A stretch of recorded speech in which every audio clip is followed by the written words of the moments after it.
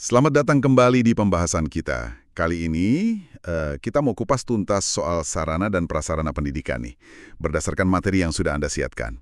Harapannya sih Anda jadi makin paham ya apa tujuan pengelolaannya, prinsip dasarnya apa aja, terus gimana bedain jenis-jenisnya. Yuk kita mulai aja. Oke, siap. Ini memang topik krusial ya, terutama buat institusi pendidikan. Kan mereka yang bertanggung jawab penuh ya buat nata fasilitas. Tujuannya jelas buat dukung kualitas belajar siswa. Contoh di materi Anda soal lab komputer, itu kena banget deh. Di kota mungkin akses gampang, tapi gimana di daerah yang fasilitasnya mungkin belum selengkap itu? Nah, ini nunjukin pentingnya sarpras yang tepat guna. Betul. Secara umum ya, tujuannya itu untuk menciptakan kondisi yang paling oke buat belajar mengajar. Jadi kualitas pendidikannya bisa naik. Nah, kalau lebih spesifik lagi, ada beberapa poin penting nih. Satu, gimana caranya kita bisa ngadain sarpras yang pas sama kebutuhan, kualitasnya bagus, tapi ya tetap efisien. Dua, mastiin pakainya itu bener-bener efektif, nggak boros gitu. Terus yang ketiga, ya dijaga, dirawat, biar selalu siap pakai, optimal fungsinya. Oke, pengadaan yang pas, pakai yang efisien, sama dirawat terus-menerus. Masuk akal sih kerangkanya. Nah, terus pegangannya apa nih? Prinsip-prinsip dasarnya gitu, dalam menjalankan semua itu. Nah, prinsipnya, ini ada beberapa yang jadi kayak fondasinya gitu. Pertama, itu prinsip pencapaian tujuan. Intinya, ya semua fasilitas itu harus selalu siap dukung target belajar yang mau dicapai sekolah. Kedua, prinsip efisiensi. Nah, ini nyambung sama yang tadi. Pengadaannya direncanain benar, cari kualitas oke, harga bersaing, terus pakainya juga harus hati-hati biar awet kan? Nah, soal efisiensi ini nih, sering jadi tantangan ya. Gimana coba nyimbangin antara hemat sama kualitas? Padahal kualitas kan penting buat tujuan tadi. Itu dia pertanyaannya. Sering jadi dilema memang. Kuncinya sih di perencanaan yang matang.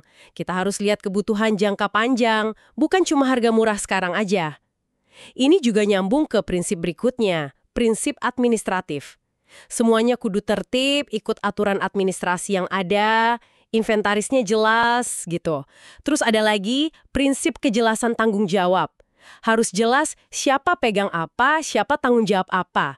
Biar nggak saling lempar. Sama satu lagi, prinsip kekohesifan. Maksudnya ngelola sarpras ini nggak bisa jalan sendiri, harus nyambung sejalan sama visi besar sekolah. Prinsip-prinsip ini termasuk juga soal transparansi dan akuntabilitas yang ada di materi Anda, itu saling ngikat lah, saling nguatin. Menarik ya, gimana semua prinsip itu kayak satu paket gitu?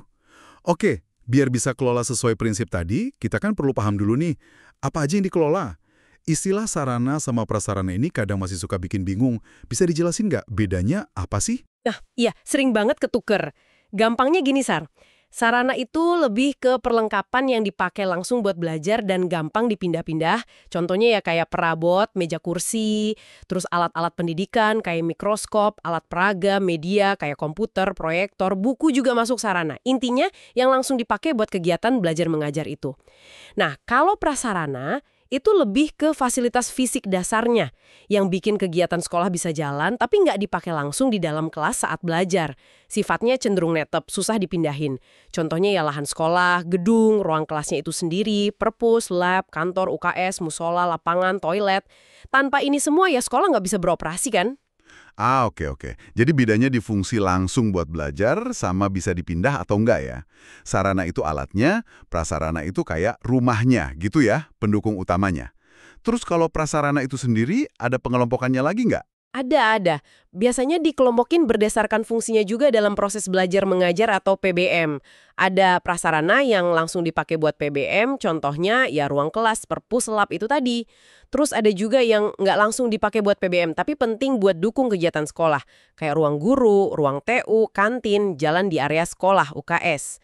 Ada juga sih pengelompokan lain berdasarkan sifatnya, bergerak atau tidak bergerak. Sarana cenderung bergerak, prasarana cenderung tidak bergerak. Itu pembeda dasarnya. Sip, sip. Jadi kita udah bahas nih tujuannya, yaitu biar pembelajaran efektif efisien, terus prinsip-prinsip kuncinya, dari soal tujuan sampai ke kohesifan, sama perbedaan dan klasifikasi sarana-prasarana juga udah jelas.